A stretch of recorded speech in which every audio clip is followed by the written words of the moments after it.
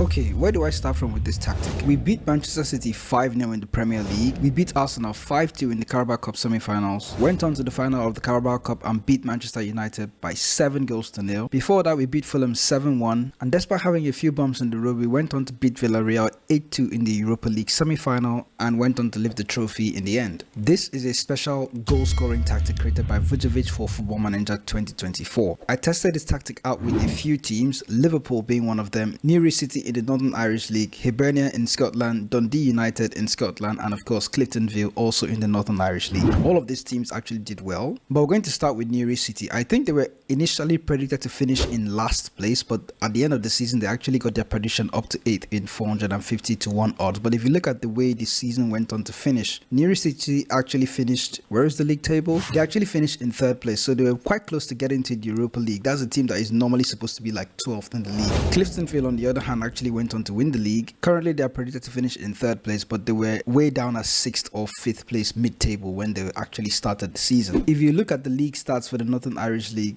Cliftonville actually has the highest amount of goals with 117. They have the most points per game with 2.54. The fewest shots against, of course. Most possession is 62% possession, and Newry City is right behind them in possession as well with 60%. Remember, Newry City is actually one of the worst teams in this league. They also had the 2nd highest amount of goals, ridiculous. They were 3rd in points per game, by the way, Newry City. The most clean sheets were by Cliftonville with 11. If you go over to Scotland now, you can see that Celtic and Rangers, although they did dominate the league, Hibernians are right in there as well in 3rd place, and then Dundee United, that were predicted to finish last in the table, who actually went on to finish in 5th place.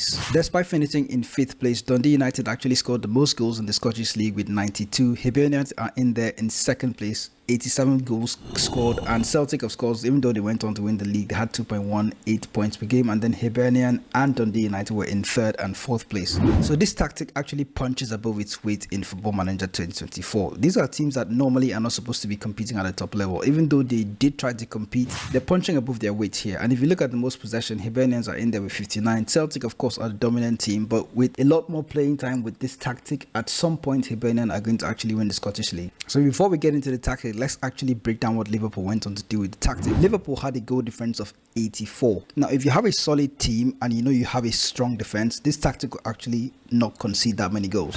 If you look at the competition stats like we looked at earlier, Liverpool went on to win the Carabao Cup and the Europa League. They got knocked out by their bitter rivals Everton in the FA Cup. That must have been really sweet for Everton. In the team stats, Liverpool had the most points per game with 2.32, and then the most goals with 117. They had the fewest conceded as well with 27, and then the most clean sheets. Liverpool were in 2nd place with 19 clean sheets. So this is the 4-3-3 system that Vujovic actually cooked up for Football Manager 2024. There are player roles assigned to most of these players, so you need to pay attention to the video in case you do want to recreate the tactic for yourself. You can follow along with the video and go ahead and create that tactic. So what he does have as a sweeper keeper on defend is more direct passing and tackling harder for the sweeper keeper. In central defense, he has ball playing defenders, both of them, and they have identical instructions in dribble more and tackle harder. This next instruction was a tricky one for me because you'd notice that he actually goes for fullbacks even though there's nobody else on the flank. So their fullbacks are on support DT and they're only supposed to tackle harder. In defensive midfield, you have a roaming playmaker on the support. That's one of my favorite roles this year, to be honest. He has been asked to move into channels and then tackle harder.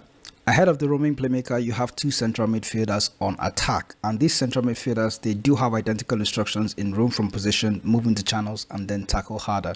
In attack, you have a narrow front 3 with 3 strikers, and then 2 pressing forwards on support DT. Both pressing forwards have identical instructions as well: shoot less often and then move into channels. And the center forward is an advanced forward on attack DT. He's going to take more risk and then tackle harder.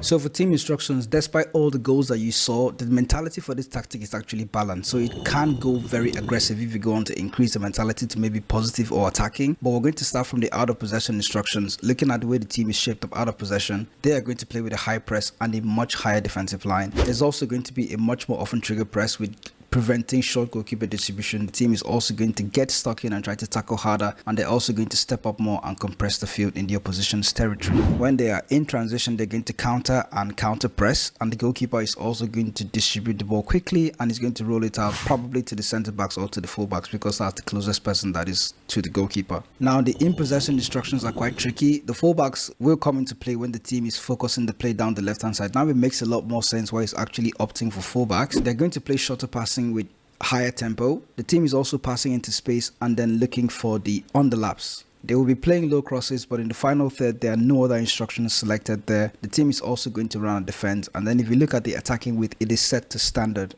So I'm going to attach a link in the description so you can download this tactic and then test it out for yourself. If you do want to push above your leagues, use a mid-table team or an underdog team and actually fire on in the leagues with goal scoring power in front 3 strikers, this is the tactic for you.